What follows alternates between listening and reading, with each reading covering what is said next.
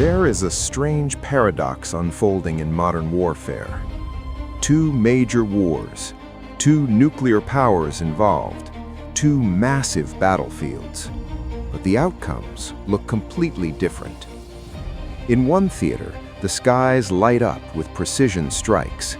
Carrier groups move like floating cities. Stealth bombers cross continents unseen. Targets fall within days. In the other, trenches stretch for hundreds of kilometers. Drones buzz like mechanical insects. Armies bleed slowly across frozen ground. Years pass, and nothing decisive happens.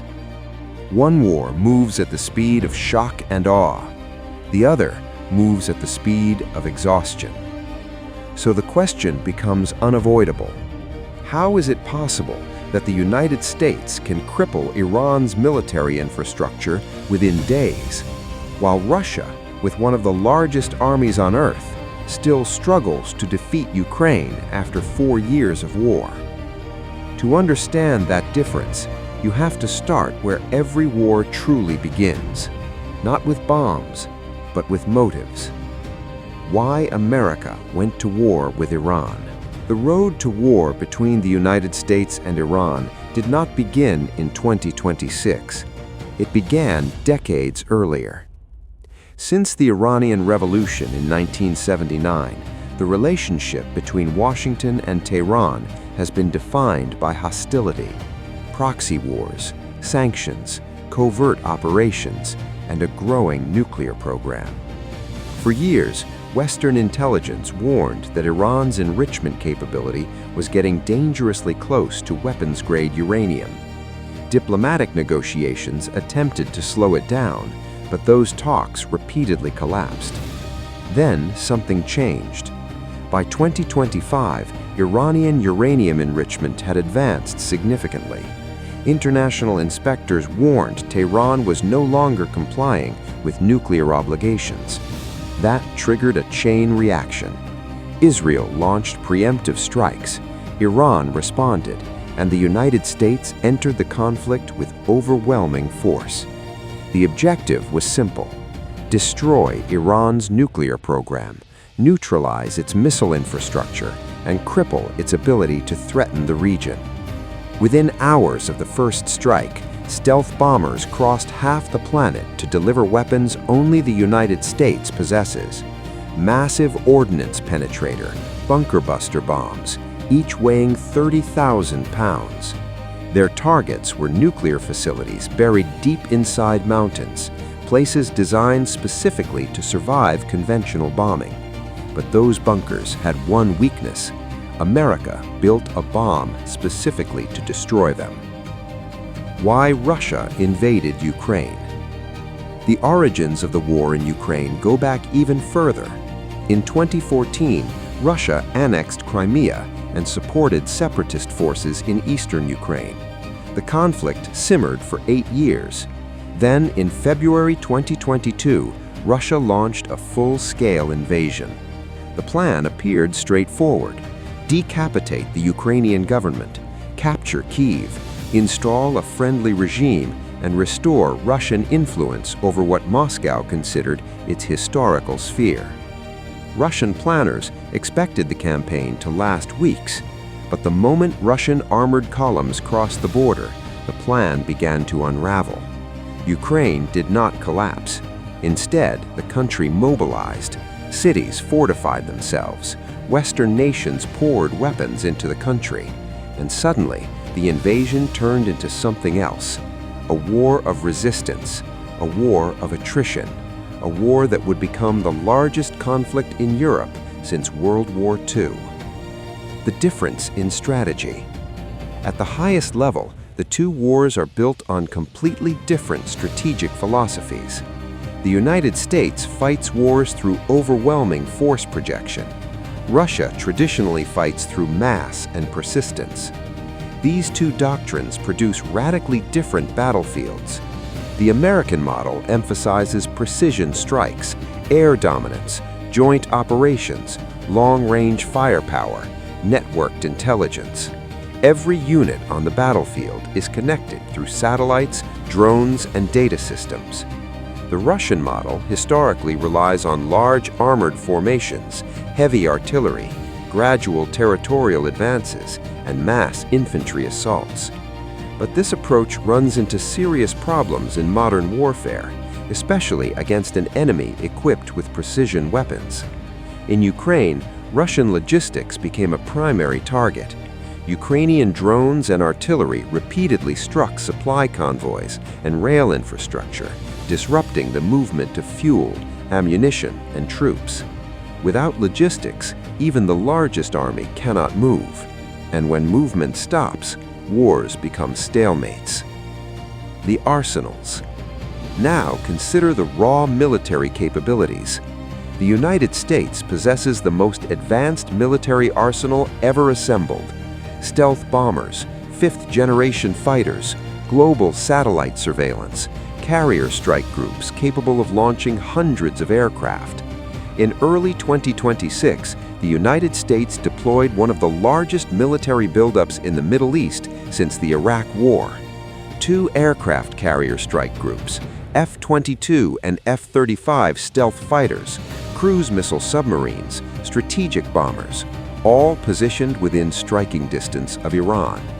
This kind of force projection allows America to strike thousands of targets simultaneously.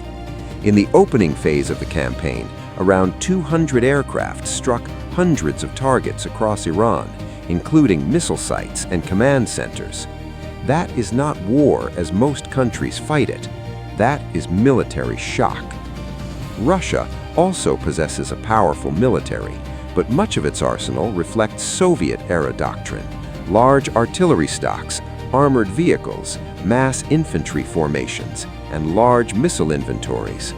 But several weaknesses became obvious in Ukraine: limited precision-guided weapons, poor coordination between air and ground forces, and an inability to achieve air superiority. Modern warfare is dominated by control of the skies. In Ukraine, neither side has fully achieved that dominance, largely due to layered air defenses and man-portable missile systems that threaten aircraft. Without air superiority, ground defensives become extremely costly. The new weapon: drones. Both conflicts have revealed the future of warfare. Drones. Cheap drones. Thousands of them. Iran developed the Shahed loitering drone, a relatively inexpensive weapon costing tens of thousands of dollars. Russia adopted it, and now even Western militaries are replicating the concept. In Ukraine alone, tens of thousands of these drones have been launched. They hunt tanks, destroy artillery, attack infrastructure, and constantly monitor enemy movement. This has transformed battlefields into surveillance networks where hiding is nearly impossible. And that technological change has hit Russia particularly hard, because large armored formations, once the backbone of Soviet warfare, are now extremely vulnerable. The battlefield geography. Terrain matters a lot. Iran is geographically vast, but its military infrastructure is concentrated in identifiable strategic locations: air bases, nuclear facilities, command centers, missile silos. These can be targeted from the air. Ukraine is completely different.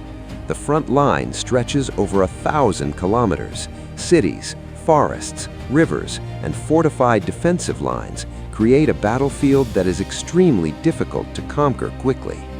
Russia currently controls about 20% of Ukraine's territory, but the front lines have barely moved in years, which raises the central question of this documentary. If Russia possesses one of the largest militaries in the world, why can't it win? That answer begins with what the United States does differently, and why those differences may decide wars before they even begin. But to understand that, we need to look at what has happened in just the first week of the Iran War. The opening phase of the Iran War followed a familiar American playbook: shock, surprise, overwhelming firepower. Stealth bombers flew an 18-hour mission across the globe. Submarines launched cruise missiles. Electronic warfare units blinded radar networks.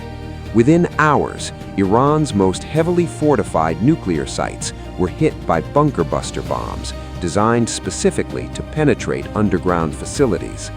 Many Iranian air defenses never even detected the incoming aircraft. This is the key to modern American warfare. The enemy's defenses are dismantled before the main battle even begins. Air superiority. Air superiority decides modern wars. The United States invests heavily in achieving it within the first days of conflict. F-22 Raptors eliminate enemy fighters. Electronic warfare aircraft jam radar. Cruise missiles destroy air defense systems. Once air superiority is established, everything else becomes easier. Troops move freely. Logistics operate safely. Targets are destroyed from a distance. Russia never achieved that in Ukraine. Ukrainian air defenses and Western weapons prevented Russian aircraft from dominating the battlefield. As a result, Russian ground forces were forced to fight without consistent air cover. That dramatically slowed every offensive. The cost of failure. After 4 years of fighting, the numbers are staggering. Russian forces have suffered enormous casualties, estimated in the hundreds of thousands or more. Some estimates suggest losses exceeding 1 million soldiers. And despite those losses, the front line has barely moved. What began as a rapid invasion turned into a grinding war of attrition. Russian commanders began sending wave after wave of infantry assaults against fortified positions. This tactic gained small pieces of territory, but at enormous cost. The battlefield became what Ukrainian soldiers call a meat grinder. Ukraine's defense strategy. Ukraine's defense strategy revolves around 3 principles: delay, deny, disrupt. Delay the enemy with fortified defensive lines. Deny air superiority through layered missile defenses. Disrupt logistics using drones and long-range strikes. The result is a battlefield where Russia cannot move freely. Convoys are attacked, supply lines collapse, and every kilometer of ground becomes expensive. Iran's defense strategy. Iran knows it cannot match the United States in conventional warfare, so its strategy is asymmetric. Ballistic missiles, drone swarms, proxy militias across the Middle East. Shortly after the first strikes, Iran launched missiles and drones on U.S. bases and regional targets. But the balance of power is still overwhelming. American air power can strike almost any target in Iran within hours. That imbalance is why the opening phase of the war appears so decisive. What Russia did wrong. Several strategic mistakes defined the Russian invasion.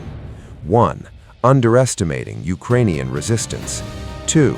Overestimating Russian logistics capacity. 3.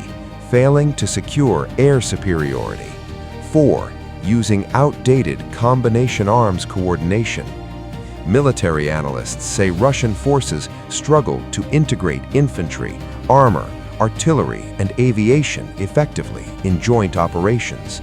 Modern warfare demands seamless coordination. Without it, offensives stall. The future of war. These 2 conflicts reveal something deeper. Wars are no longer decided purely by the size of armies. They are decided by networks, information, precision weapons, and the ability to destroy an enemy's military system before the ground war even begins. In Iran, the United States is attempting exactly that. In Ukraine, Russia failed to do it, and that difference may define the next generation of warfare. But there is one final question. What happens if these 2 conflicts stop being separate? What happens if the technologies, tactics, and alliances from these wars begin to collide? Because if that happens, the next war won't last 4 years, and it won't end in a week.